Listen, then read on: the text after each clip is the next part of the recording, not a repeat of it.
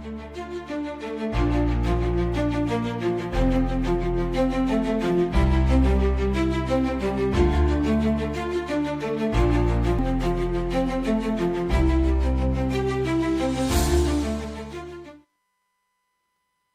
and welcome to Idea TV Midday News. I am Chinatu Oji.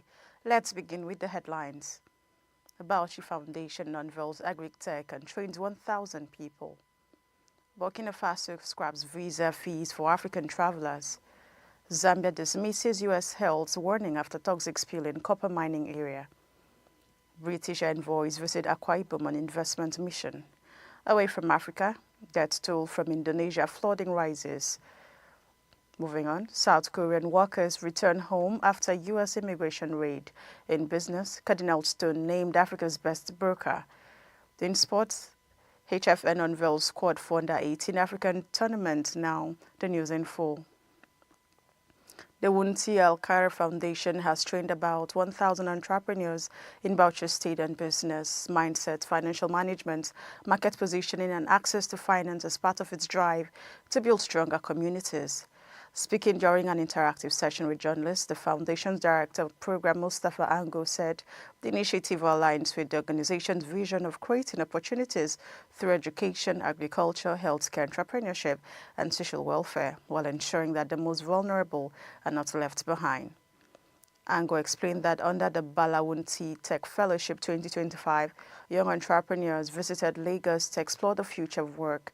The trip coincided with GITEX Nigeria 2025, where fellows engage global technology leaders and explored emerging digital trends.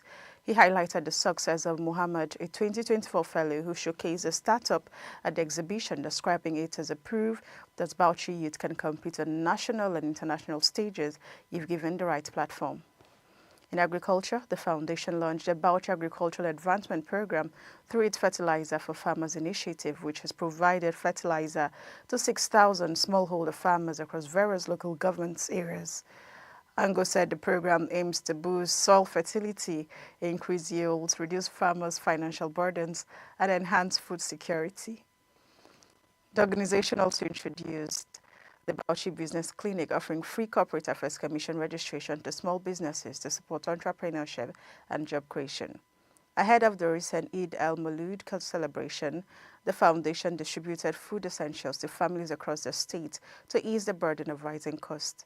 Ango said the gesture reflected the Foundation's values of compassion, solidarity, and generosity, ensuring that celebrations should not be defined by hardship.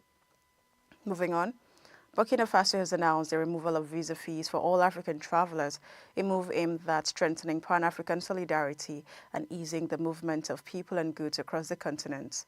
From now on, any citizen from an African country wishing to go to Burkina Faso will not pay any amount to cover visa fees, according to the Security Minister Mahamadou Sana, after a cabinet meeting chaired by junta leader Captain Ibrahim Traoré on Thursday. He clarified that African visitors will still need to submit an online visa application for approval. The policy aligns Burkina Faso with countries like Ghana, Rwanda, and Kenya, which have recently eased a scrap visa requirement for Africans. Citizens of West African states already enjoy visa-free entry, though this could change after Burkina Faso's withdrawal from the ECOWAS bloc alongside Mali and Niger. Traoré, who came to power in a 2022 coup, has presented himself as a Pan-Africanist leader, often criticizing Western influence and colonial legacies. While his rhetoric and charisma have boosted his popularity across Africa, he has faced criticism at home for authoritarian governance and the military struggles against jihadist insurgents controlling around 40% of the country. The junta said the visa-free waiver reflects Burkina Faso's Pan-African ideals, while also aiming to boost tourism, promote Burkinabe culture, and improve the country's international profile. The African Union has been pushing for freer movement across the continent, and several African states, including Ghana, Kenya, and Rwanda, have recently implemented visa-free or simplified entry policies for fellow Africans. And now the Zambia government says it will demand additional compensation for communities affected by toxic spill from a Chinese-owned copper mine if ongoing assessments reveal greater damage than initially reported.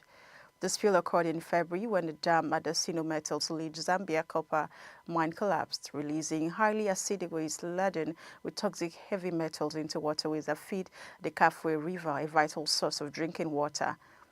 Sino-Metal, the subsidiary of China Non-Ferrous Metal Mining Group, apologized and pledged to pay $580,000 in compensation.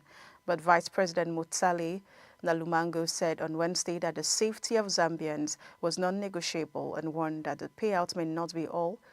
She stressed that compensation must be guided by a thorough independent assessment. Initial company reports put the spill at 50,000 tons of waste.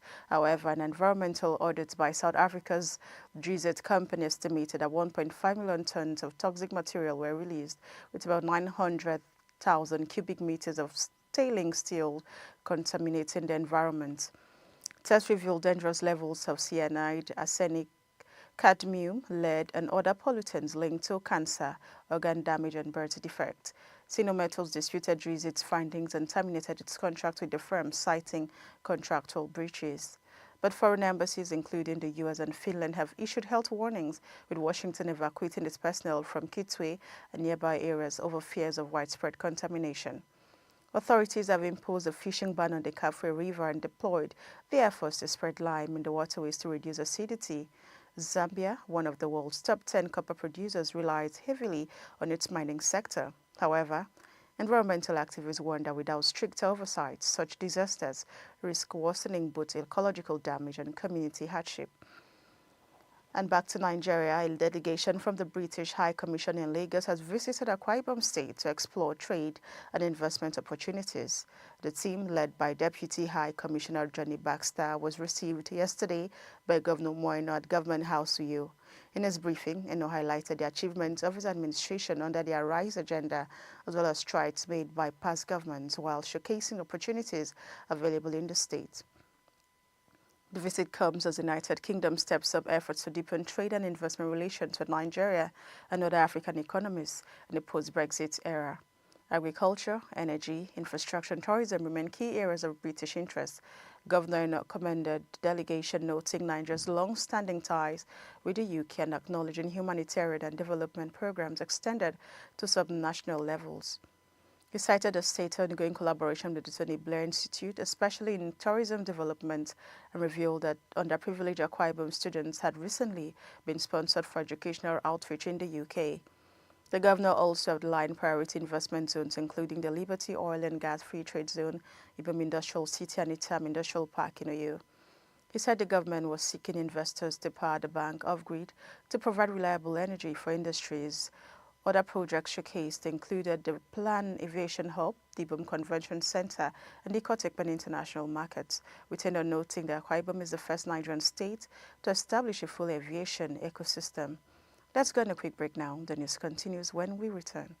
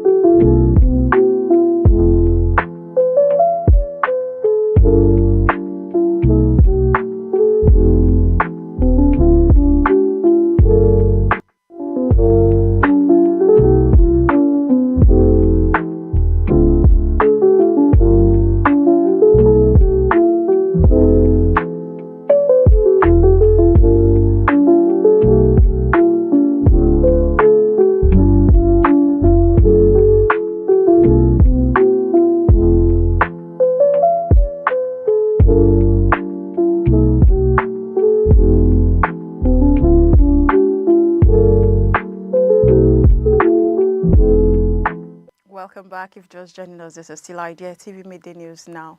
The rest of the stories. Away from Africa, rescue workers in Bali have recovered more victims from debris after devastating floods and landslides swept across parts of Indonesia earlier this week, raising the death toll to 23. Authorities confirmed this earlier today. National Disaster Mitigation Agency BNPB reported that torrential rains late Tuesday triggered flash floods and landslides on the popular tourist island of Bali and neighboring floors. At least 14 people have been confirmed dead in Bali and 5 in floors, with 4 additional bodies recovered on Friday. 5 people remain missing, 3 in floors and 2 in Bali as search and rescue teams continue efforts hampered by debris and difficult terrain. BNPB Chief Suharyanto said the agency has been distributing emergency relief items including food, clothing and bedding to affected communities. He estimated economic losses at around 25 billion rupiah, approximately $1.52 million. The disaster struck Bali's capital, Denpasar, and surrounding areas particularly hard, with homes destroyed and a building collapsing into a river. On floors, flash flooding hits the Nagekyo district, leaving villages cut off and search operations ongoing. Indonesia's annual monsoon season, which typically runs from November to April, frequently brings floods and landslides. However, officials warn that climate change is worsening weather patterns, leading to more severe storms, heavier rainfall, and stronger winds. Earlier this year, floods and landslides in Java claimed at least 28 lives in separate incidents. Still on the foreign scene, a chartered Korean Air Boeing 747-81 carrying more than 310 South Korean workers detained in a U.S. immigration raid last week landed safely at Incheon International Airport today, marking the end of a tense diplomatic standoff between Washington and Seoul. The workers were among 475 people arrested during a large-scale immigration operation at the Hyundai LG battery plant's construction site in Georgia, the biggest single-site raid since U.S. President Donald Trump resumed his immigration crackdown earlier this year. South Koreans made up the majority of those detained, with the raid sparking outrage in South Korea and critics accusing Washington of undermining trust between allies. At Incheon Airport, protesters held placards mocking President Trump, with one reading, "You told us to invest only to arrest us. Is this how you treat an ally?"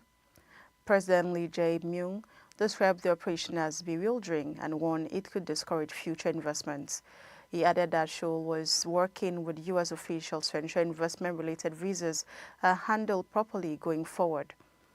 The Korean Confederation of Trade Unions, KCTU, demanded an official apology from Trump, calling the arrest a violation of human rights and urging Seoul to reconsider its U.S. investment plans. The detentions have disrupted work at the Hyundai site, with CEO Jose Munoz saying the construction would face a 2 to 3 months delay due to the sudden labor shortage. LG Energy Solution, which confirmed 47 of its employees were among those arrested, expressed gratitude to Seoul for its swift intervention. The company noted that around 250 contractors were also affected. South Korean dispatched special task force and senior officials to the United States to secure the workers' release and minimize long-term consequences, particularly for those seeking re-entry into the U.S. And now in business, Cardinalstone has been named Africa's best broker at the 2025 Euromoney Capital Markets Awards, reinforcing its reputation as a leading force in Nigeria's capital market. The award recognizes the firm's client-focused brokerage solutions and sustained market leadership.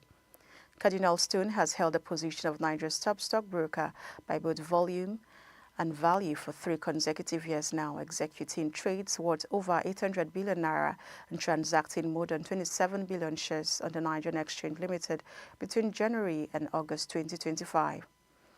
According to Michael Nzewi, Group Managing Director of Cardinalstone, the recognition is a reflection of the unwavering trust clients place in them and the dedication of their team to consistently deliver value with integrity. He pointed out that as Africa's best broker, they remain committed to deepening capital market access and empowering clients with growth ambitions across the continent. Cardinalstone Brokerage franchise has become known for its research-driven insights, client-centric approach, and pan-African reach. The Euromoney recognition further cements the firm's standing as a trusted and innovative partner for investors navigating Africa's dynamic financial markets.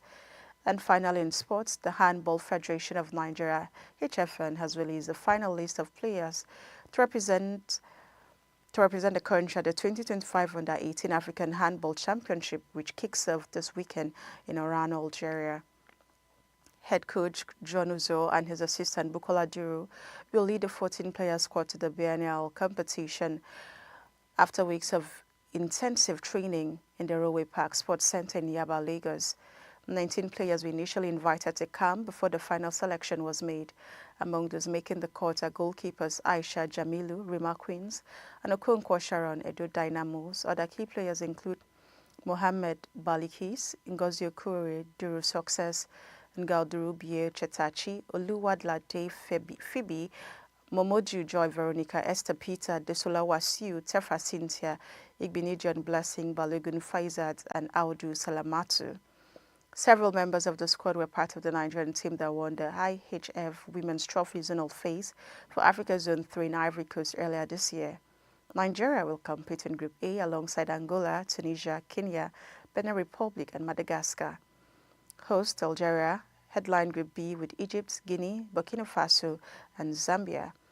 A total of 11 nations will feature the tournament, with matches scheduled for the 7,000-capacity Milud Hadeifi Complex Arena and the 5,000-seater Hamu Buteli Sports Place in Oran. The last edition in 2023, Nigeria clinched bronze after beating three-time champions Angola to a 28-24 in the third-place playoff. The 2025 championship also doubles as a qualifier for the 2026 Women's Youth World Handball Championship in the IHF Women's Intercontinental Phase. And that is all we have for your Nigeria TV Midday News. But before we go, a quick recap of the headlines. We brought you news that BAUCHI Foundation has unveiled AGRIC tech and trained 1,000 entrepreneurs. You also heard that Burkina Faso scrapped visa fees for African travelers. Zambia dismisses U.S. health warning after toxic spill in copper mining area. British envoys visit AKWA on investment mission away from Africa. That toll from Indonesia flooding rises to 24. South Korean workers return home after U.S. immigration raid in business. CARDINALSTONE named Africa's best broker, and in sports, HFN scored 4 under 18, which is African tournament. Do not forget to follow us across all our social media platforms at Idea TV. I am Chinatu Oji. Thank you for watching.